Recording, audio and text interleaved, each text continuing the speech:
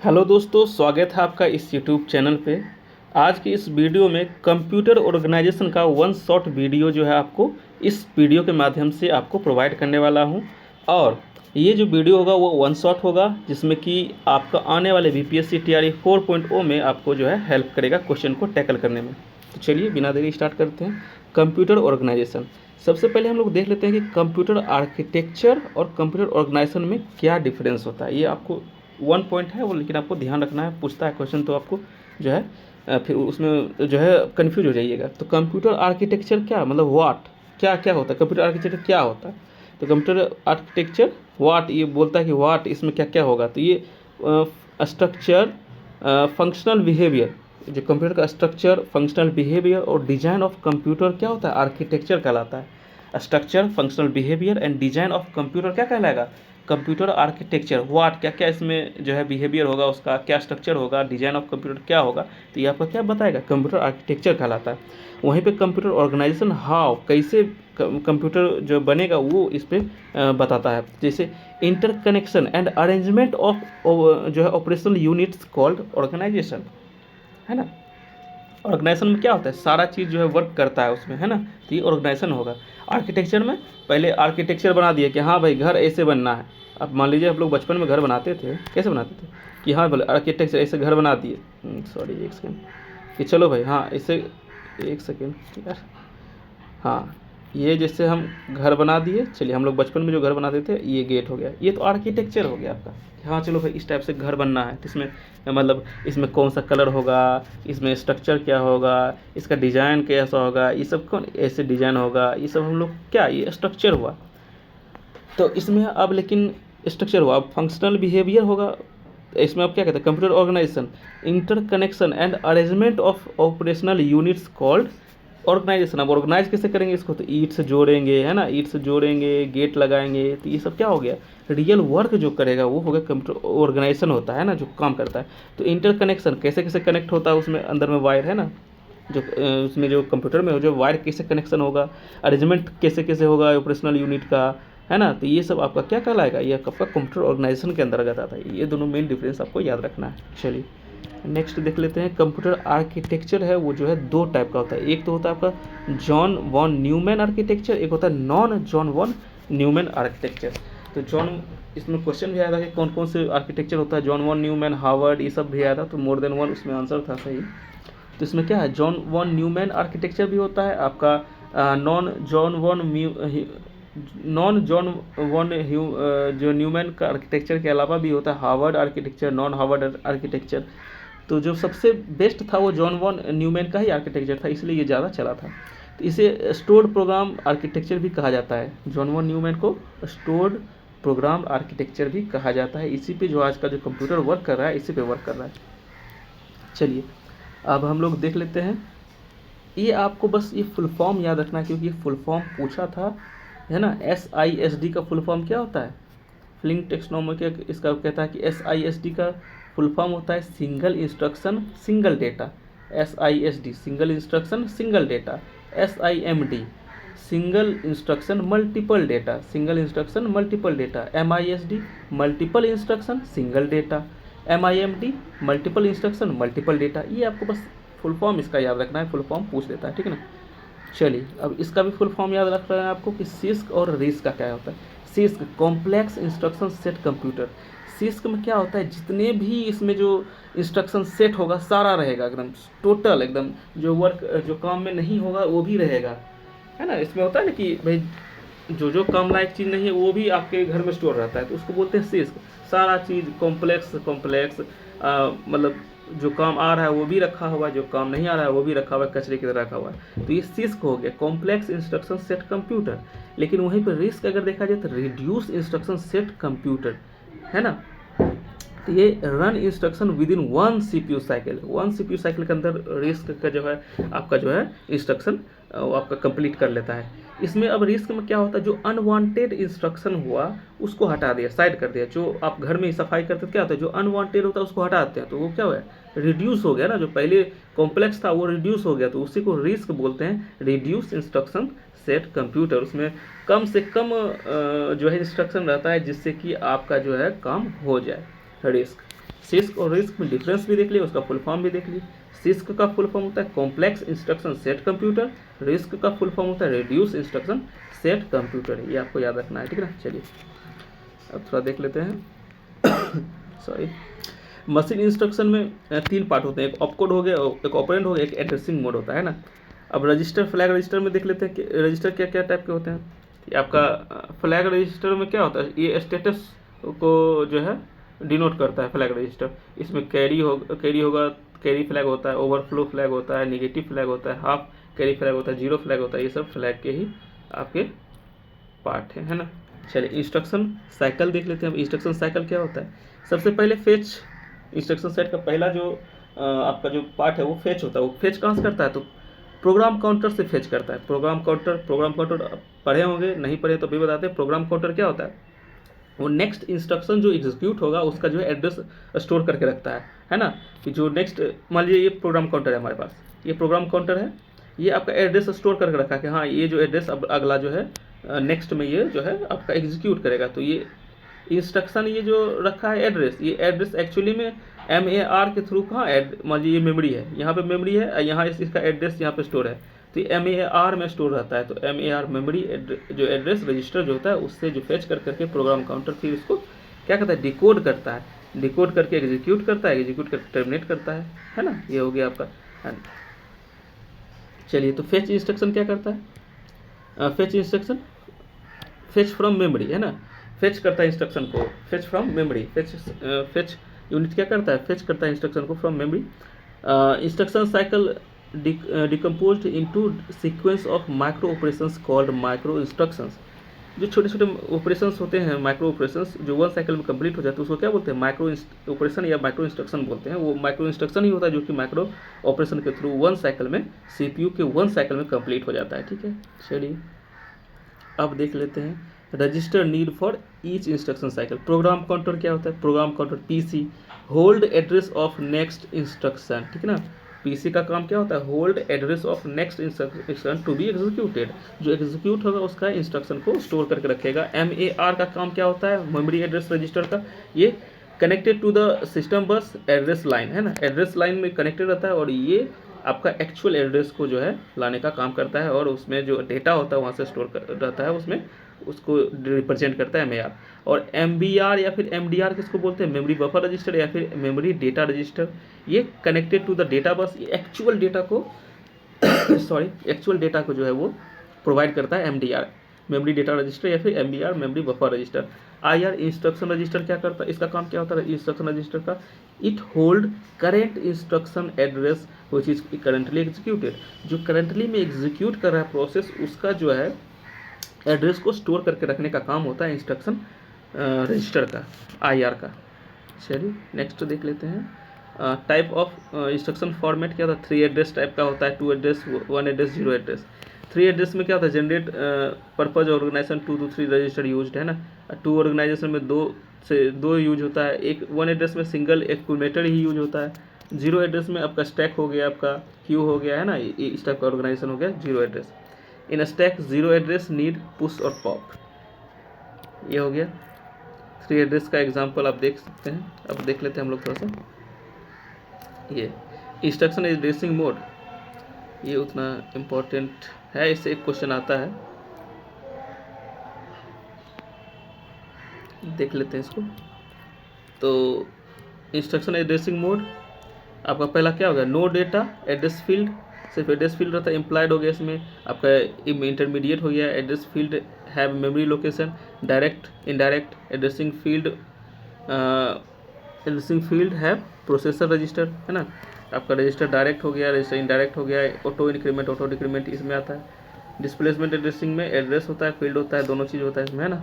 चलिए ये उतना इम्पोर्टेंट हमें नहीं लग रहा है, ये थोड़ा सा इम्पोर्टेंट है, आपका देख लेना है। इंटरमीडिएट में क्या होता है, प्रोवाइड डायरेक्टली डेटा, जिसमें डायरेक्टली डेटा को प्रोवाइड करते हैं उसको क्या होता है, इंटरमीडिएट मोड बोलते हैं ना।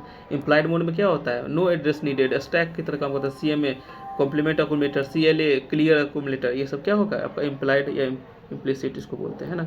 एड्रेसिंग मोड आपका जो हो गया, एक हो गया आपका इमीडिएट, देख लीजिए डायरेक्ट डेटा प्रोवाइड कर देते हैं, जैसे ऐड 15 दे, इसमें अक्यूमुलेटर को 15 याद ऐड कर दीजिए। मूव R 20, जो रजिस्टर आर में है वो 20 को जो है उसको मूव कर दीजिए, तो हो गया। ये आपका इमीडिएट एड्रेसिंग मोड में आता है।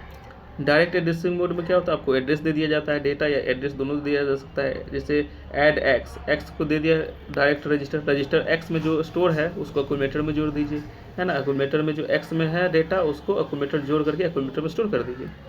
या फिर मल्टीप्लाई ए और बी करो, एक्यूमुलेटर में जोड़ दो। जो नहीं, ए पे जो स्टोर है उसका डेटा और बी में जो स्टोर है उसका डेटा, दोनों को मल्टीप्लाई करके ए में जोड़ कर रख दो। ये हो गया आपका, है ना, ये आपका डायरेक्ट इनडायरेक्ट हो गया। चलिए नेक्स्ट देख लेते हैं मेमोरी। थोड़ा ये इंपॉर्टेंट है मेमोरी आपका रजिस्टर सबसे फास्ट मेमोरी होता है, उसके बाद कैश मेमोरी होता है, उसके बाद प्राइमरी मेमोरी होता है, उसके बाद सेकेंडरी मेमोरी आता है। तो देख लीजिए सबसे फास्ट कौन सा होता है, तो रजिस्टर होता है, जो कि सीपीयू के अंदर ही रहता है, वो सबसे फास्ट मेमोरी होता है। उसके बाद आता है कैश मेमोरी रजिस्टर मेमोरी के बाद कैश मेमोरी सबसे फास्ट होता है। उसके बाद होता है मेन मेमोरी, उसके बाद मेन मेमोरी फास्ट होता है, उसके बाद मैग्नेटिक डिस्क, उसके बाद मैग्नेटिक टेप सबसे स्लो होता है ना। अब देखिए इसका जो प्राइस बढ़ता है, इसका प्राइस खर्च कम होगा, इसका उससे थोड़ा ज़्यादा, इसका थोड़ा सा ज़्यादा, इससे कैश का और ज़्यादा, और रजिस्टर का सबसे ज़्यादा कॉस्टली होता है रजिस्टर, ठीक है। अब अगर हम देखे जाए तो साइज में देखिए तो डिक्रीमेंट कर रहा है, इधर देखिए तो इसमें इंक्रीमेंट कर रहा है, इधर देखिए तो ऊपर जाइएगा तो डिक्रीमेंट हो रहा है ना। मैग्नेटिक टेप का साइज बड़ा होता है, इसका छोटा, उस रजिस्टर का सबसे छोटा होता है जो कि सीपीयू के अंदर रहता है, ठीक है। चलिए ये देख लिए, अब चलिए देख लेते हैं कैश मेमोरी। जैसे ये सीपीयू है, सीपीयू के अंदर ही आपका क्या है, आपका मेमोरी है, उसके बाद कैश मेमोरी होता है, उसके बाद मेन मेमोरी होता है। तो जो अगर सीपीयू के अंदर ही आपका जो रजिस्टर में जो स्टोर डेटा है, अगर वो आपको फेच कर लिया तब तो बहुत जल्दी एग्जीक्यूट हो जाएगा, लेकिन अगर इसमें नहीं फेच किया तो ये आपको कैश से डिमांड करेगा कि ये डेटा है, अगर इसके पास है तो इसको दे देगा, तब भी फास्ट में हो जाएगा। लेकिन यदि इसके पास भी नहीं है तो पेज फॉल्ट हो जाएगा, वो मेन मेमोरी में जाएगा, वहाँ से जाकर फिर उठा के लाएगा, है ना, डेटा को। तो इसमें टाइम कंज्यूमिंग हो जाएगा, तो ये आपका लेटेंसी बढ़ जाएगा। तो मल्टीपल कैच ऑर्गेनाइजेशन देखते हैं। CPU latch 1 L1 L2 cache memory होता है, L3 कैच मेमोरी होता है। इसमें जो है इतना उसमें डीप नहीं जाना है, चलिए ठीक है। इसमें होता है हीट रेशियो, अगर कैच में डेटा फेच हुआ तो हीट हो गया, अगर मिस मतलब नहीं फेच हुआ तो मिस हो गया, है ना। कैच मिस लेटेंसी पेनल्टी इसको बोलते हैं, कैच एक्सेस टाइम और मेमोरी एक्सेस टाइम में जितना टाइम लगता है उसको कैच मिस पेनल्टी बोलते हैं। कैश मैपिंग टेक्निक में क्या होता है, main memory divided into equal size of blocks और frames. Cache memory is divided into lines or blocks or same size. In case of cache miss, CPUs copy a block of main memory contents to the cache memory. Cache memory line technique is called CPU mapping. इसको CPU mapping बोलते हैं। Direct mapping होता है associate mapping और केवे set associative mapping हो गया। ये 3 टाइप का मैपिंग होता है। डायरेक्ट मैपिंग में क्या होता है, सपोज डायरेक्ट मैपिंग में आपका डायरेक्ट ब्लॉक मैप कर लेगा उसको, ये उतना इम्पोर्टेंट नहीं है। चलिए थोड़ा ये वर्चुअल मेमोरी थोड़ा देख लेते हैं, ये वर्चुअल मेमोरी थोड़ा इम्पोर्टेंट है। Virtual memory, the virtual address space is, example ही सीधे दिया हुआ है, सॉरी इसको हटाइए। फीफो लीफो ये सब पेज रिप्लेसमेंट एल्गो होता है ना, फीफो आपका 3 होता है। LRU list recently used, LFU list frequently use और ऑप्टिमल पेज रिप्लेसमेंट एल्गो। ये सब जो है आपका जो है एग्जांपल, आपका जो क्वेश्चन है ये इस टाइप का अभी तक नहीं आया है, और ये थोड़ा लेंदी भी हो जाएगा अगर पूछेगा तो, ठीक है। चलिए इनपुट आउटपुट ऑर्गेनाइजेशन देख लेते हैं हम। इनपुट आउटपुट ऑर्गेनाइजेशन जो थ्योरी पार्ट है ये देख लेते हैं। Input output organisation provide efficient mode of communication between central system and outside environment. जो अदर पेरिफेरल डिवाइसेस है और जो इंटरनल कम्युनिकेशन सिस्टम जो सेंट्रल सिस्टम है और आउटसाइड का जो इन्वायरमेंट है उसमें कनेक्शन करने का काम इनपुट आउटपुट ऑर्गेनाइजेशन का है, जिसमें कि पेरिफेरल डिवाइस होता है ना। Handle all input output operations of computer systems. Input output organisation क्या करता है, हर एक ऑपरेशन को, इनपुट आउटपुट का जो भी ऑपरेशन होगा उसको हैंडल करने का काम इनपुट आउटपुट ऑर्गेनाइजेशन का होता है। पेरिफेरल डिवाइसेस क्या होता है, input output devices that are connected to the computer are called peripheral devices. Input output device जो भी कनेक्ट होता है बाहर से उसको पेरिफेरल डिवाइस ही बोलते हैं। इंटरफेसेस क्या होता है, work between input output and CPU. CPU और इनपुट आउटपुट डिवाइस है, ये हमारा सीपीयू है और ये हमारा इनपुट आउटपुट है डिवाइस, है ना। ये हमको डायरेक्टली सीपीयू से कनेक्ट नहीं कर सकते, क्यों? क्योंकि इसका सीपीयू का बहुत फास्ट होता है, लेकिन इनपुट आउटपुट का जो है उतना फास्ट नहीं होता। वो मिलियंस जो है इंस्ट्रक्शन 1 सेकेंड में जो है प्रोसेस कर देता है सीपीयू, लेकिन आपका इनपुट आउटपुट का तो उतना कैपेसिटी नहीं है। तो इसके लिए कुछ ना कुछ तो मीडिएटर चाहिए ना, जो भाई इन दोनों के बीच मीडिएटर का काम करे। तो यही इनपुट आउटपुट जो आपका इंटरफेसेस होता है, यही आपका जो है इंटरफेस की तरह काम करता है इसके दोनों के बीच में, सीपीयू और इनपुट आउटपुट के बीच में, ठीक है। चलिए, अब टाइप ऑफ इंटरफेस कितने होते हैं? 2 टाइप के इंटरफेस होता है, एक सीपीयू इंटरफेस होता है, एक इनपुट आउटपुट इंटरफेस होता है। सीपीयू इंटरफेस में आपका डेटा एड्रेस और जो कंट्रोल बस होता है, ये आपका सबसे कनेक्ट होता है इंटरफेस के थ्रू, है ना। ये सीपीयू इंटरफेस हो गया। आपका इनपुट आउटपुट इंटरफेस एक होता है, तो ये आपका जो है देखिए, CPU directly data bus, address bus, control bus है, तो ये सीपीयू इंटरफेस हो गया। इनपुट आउटपुट इंटरफेस के बीच में क्या होता है? आपका इंटरफेस की तरह काम करता है ना, आपका इसी से कनेक्ट करने का। तो ये 2 टाइप का इंटरफेस हो गया। चलिए, mode of data transfer. Data transfer किस तरह से कंप्यूटर को दिया जाता है या फिर कंप्यूटर से आता है, तो डेटा ट्रांसफ़र कैसे होता है? तो पहला होता है program input output. Programmed input output में क्या होता है कि CPU continuously checking the status of input output device to see if device is ready for the data transfer और नॉट। तो मतलब प्रोग्राम इनपुट आउटपुट में क्या होता है कि सीपीयू बार बार चेक करते रहता है, कि इनपुट आउटपुट डिवाइस रेडी है कि नहीं है, वही चेक करते रहता है। वो काम क्या करेगा? वो इनपुट आउटपुट डिवाइस को ही चेक करते रहता है कि रेडी है कि नहीं है डाटा ट्रांसफ़र के लिए। तो इस प्रोसेस को पूलिंग कहते हैं। इस प्रोसेस को क्या कहते हैं? Pooling, process called pooling.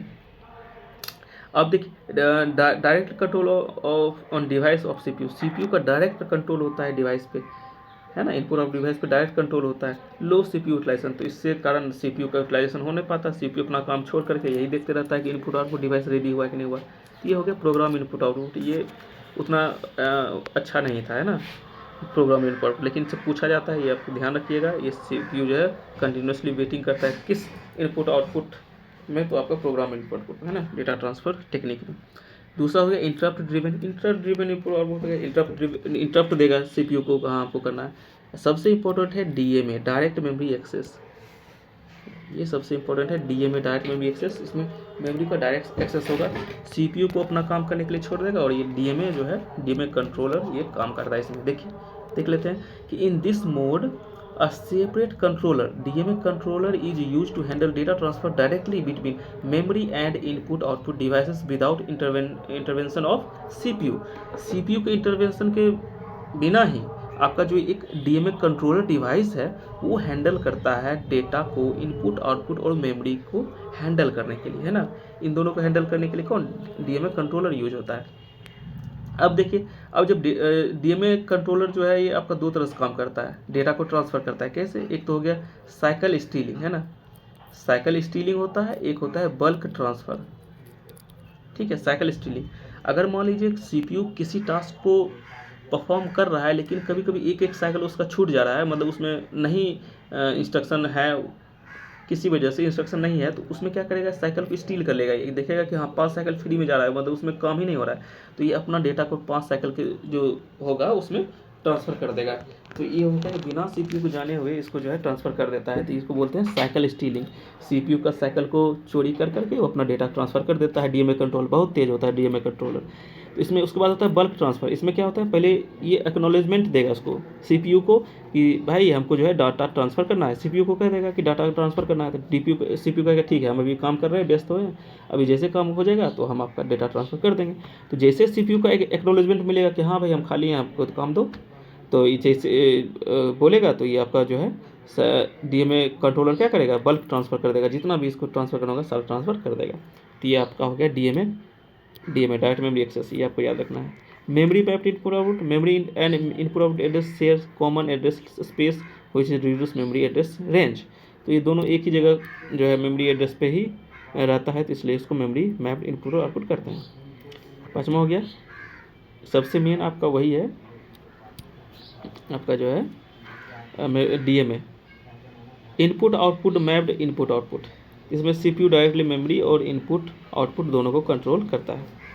Mode of transfer, हम लोग देख सकते हैं कि मोड ऑफ ट्रांसफ़र क्या क्या हो सकते हैं। तो 2 ही टाइप के होते हैं मोड ऑफ ट्रांसफ़र। क्या होता है? सिंक्रोनस और एसिंक्रोनस। सिंक्रोनस में क्या होता है, पैरेलल डेटा ट्रांसफर होता है, एसिंक्रोनस में बीट बाय बीट ट्रांसफर होता है। इसमें आपका स्ट्रोब हो गया, एक हैंड शेकिंग हो सकता है। स्ट्रोब में क्या होता है, रिसीवर को रिसीव कर देता है बस, है ना, बस सेंड कर देगा।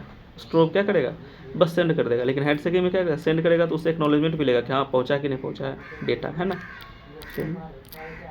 चलिए ये आपका कंप्यूटर ऑर्गेनाइजेशन जो है कंप्लीट हो गया है। होप ये जो है इतना आपको जो है ये इससे आप बीपीएससी में आने वाले क्वेश्चन को टैकल कर पाएँ। चलिए मिलते हैं नेक्स्ट वीडियो में।